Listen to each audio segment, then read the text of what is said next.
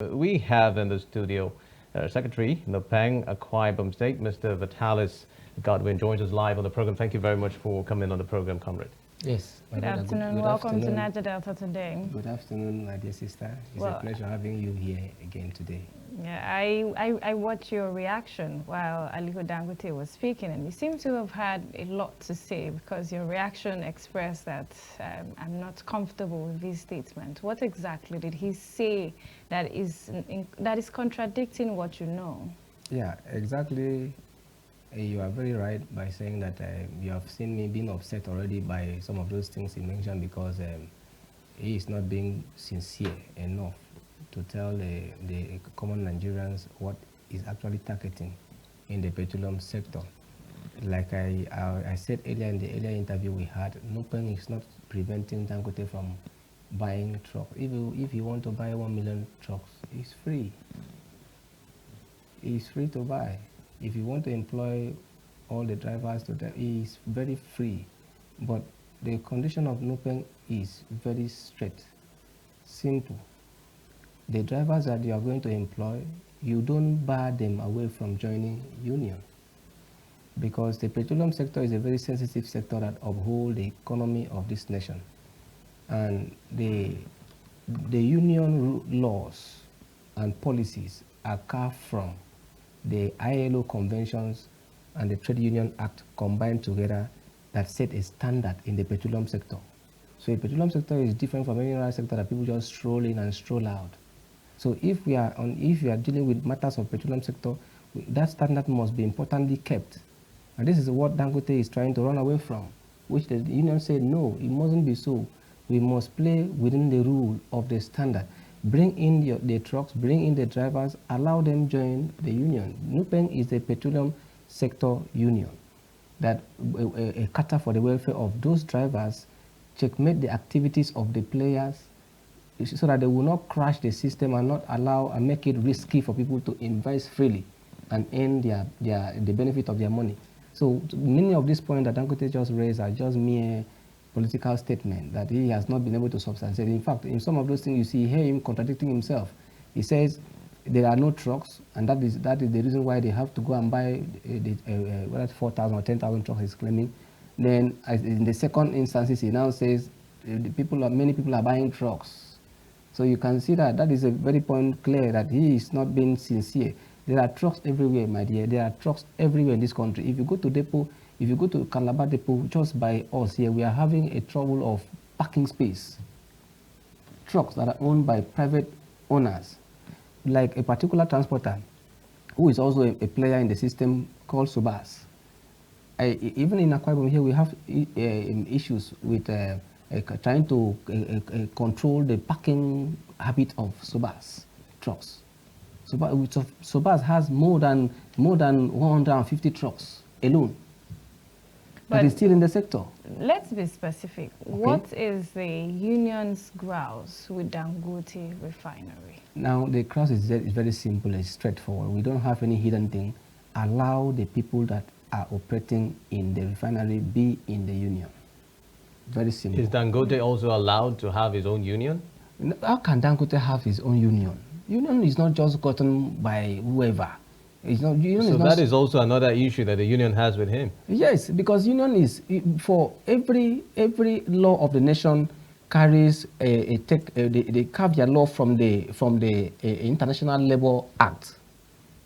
Then they bring in their own act and make it a law. So in Nigeria, we have the Federal Ministry of Labour and Productivity register 1 union per sector, 1 union per sector, 1 union per sector. So in the case of NUPEN is there as a union in the oil and gas sector, supported by the association that has been adopted by the Act of the National Assembly, which is PENGASSAN.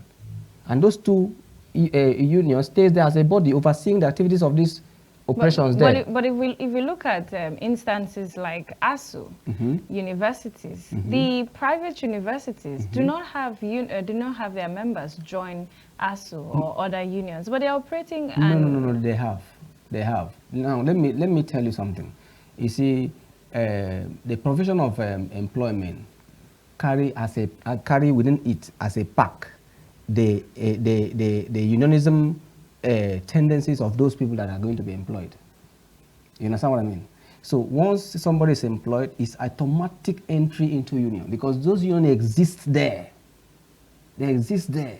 So in some informal settings where the area of that operation is not that too posting trades or too serious, that the people overseeing the union activities there is not that much interested to push in that unionization into that area, does not mean that they are not supposed to be in the union. It's not by force. No, it's not. But you have to agree at this point that the union is, that is the provision for unionization is one of the critical content of the employment. Once you are employed, just like you are working here, there is a union existing in this media sector. What are the greatest fears of PENGASSAN and the PENG at this point? We're looking at the strike. Why is the strike necessary? Why are you simply not allowing, people choose where they want to be? No, the union, when you say you're not allowing people choose where they want to be, the people have already chosen to be in the union, because once you accept the employment in the oil and gas sector, you run into the union automatically. Now, the people have accepted unanimously to be in the union. Now, what Dangote is trying to hide from Nigerians is this. Dangote, the federal government intervened on the matter and said, okay, please allow the rule of law to prevail.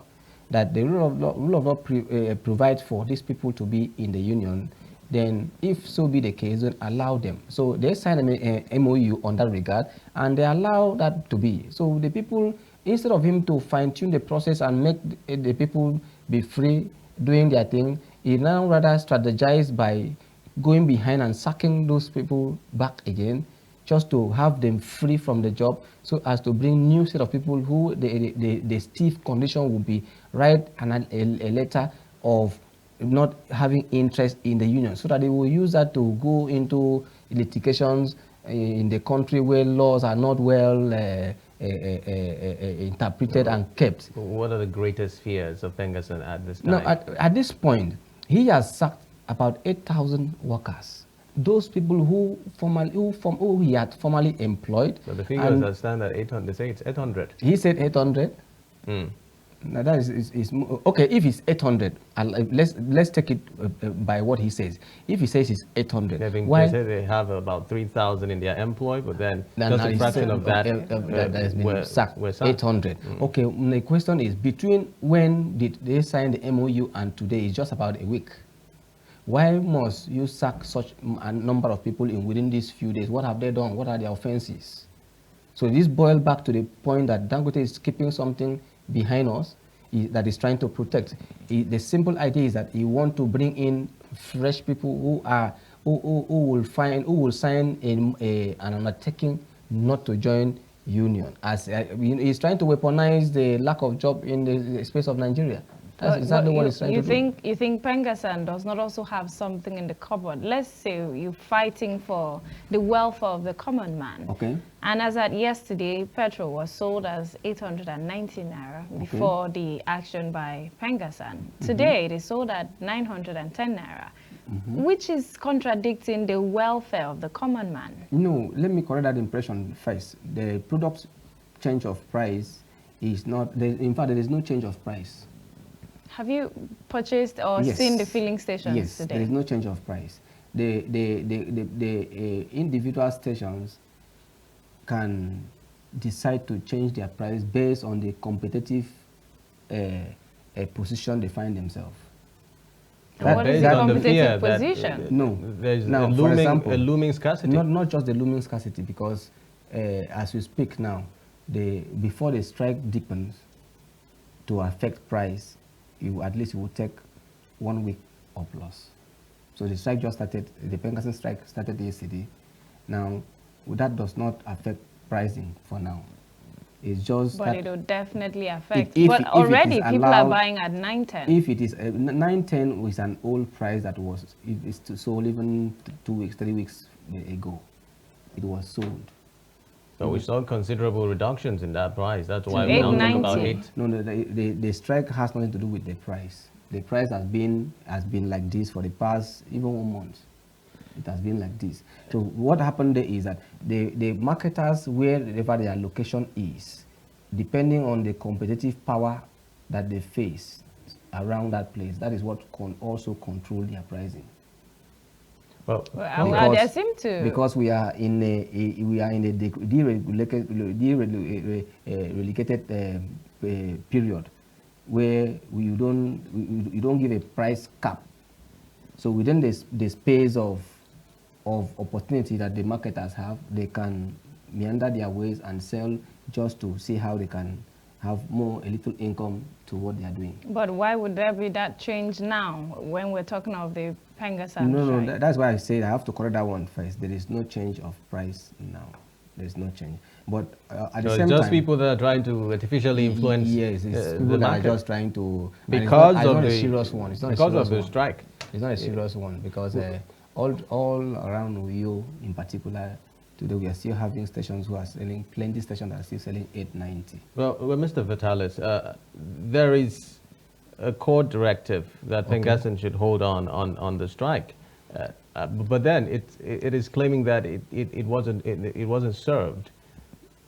Why would that be the issue that we're dealing with now? Is it like a precedent now where we see court orders not obeyed?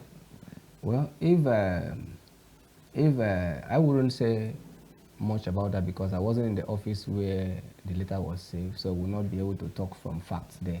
But in the general context, Nigeria has become a place where laws are being played with, just like we're seeing Dangote playing with the laws of the Trade Union Act that provide for workers to freely, automatically be in the union. Today is trying to contain and look for new grounds to have a rift with people in the name of trying to do his bid. But this tussle of Dangote is not, to many of us that are in the system, is not unfamiliar to us. This has been a pile-up of strategy. You know, our refinery, let me just expose something here. Our refineries that are not working today has been masterminded by some ethnic groups, people who were opportune to be the landlords of NNPC in the past years. Which PENGASSAN never protested about. Now wait. PENGASSAN do not interfere in the affairs of running of facilities by government. No. All they do is the interest of the workers as enshrined by the law that bring all of them, because one person affected by that thing means that every other person is going to be affected by it. Well, Mr. Vitalis, just before we're completely out of time, but I'd like you to respond to this. I mean, when the Dangote refinery came on board, a lot of people celebrated it as a positive development for the country. But there are some persons that are granting interviews currently saying that if the refinery fails, Nigeria will be laughed at. Is PENGASSAN opposed to the fact that the Dangote refinery is up and running in Nigeria? At all, they cannot. They cannot. No reasonable person will do that. So summarily now, what is the way forward in all of this? The way forward is for Dangote to do the right thing. The right thing is this. If Dangote is claiming, just like I mentioned earlier, claiming to be generous to Nigerians, they want to dash people fuel, they want to make people buy fuel at a very cheap rate, let Dangote flat declare an open market. Declare an open market, it has all the advantage. By open market, you mean? What I mean by open market, just crash your price down and allow any marketer to access your refinery and buy product. Once that is done, the whole fight stops. So why Dangote is refusing to do that is because he knows what he's hiding. Dangote wants to monopolize this petroleum sector, and if he does that, my dear brother, the entire Nigeria, the entire nation is at risk of one man's idea. It's all right. Thank you very much, Secretary Nupang, Akwa State, Mr. Vitalis Godwin, for speaking to us on Niger Delta today. Thank you for your We're hoping time. that the coming days so much. breed some positives. Thank you so much. We hope to see again and talk more on the issues of affecting the nation. Thank you very much. Thank you. Well, whichever way we look at it, the soul of Nigeria is what everyone is concerned about preserving, and the coming days would be really interesting towards seeing how these issues would be resolved. My name is Xavier Robert, wishing you a terrific afternoon, and catch you again tomorrow for another fresh edition. And I am Jennifer Pius. Thanks for being a part of the show today. Do have a good day.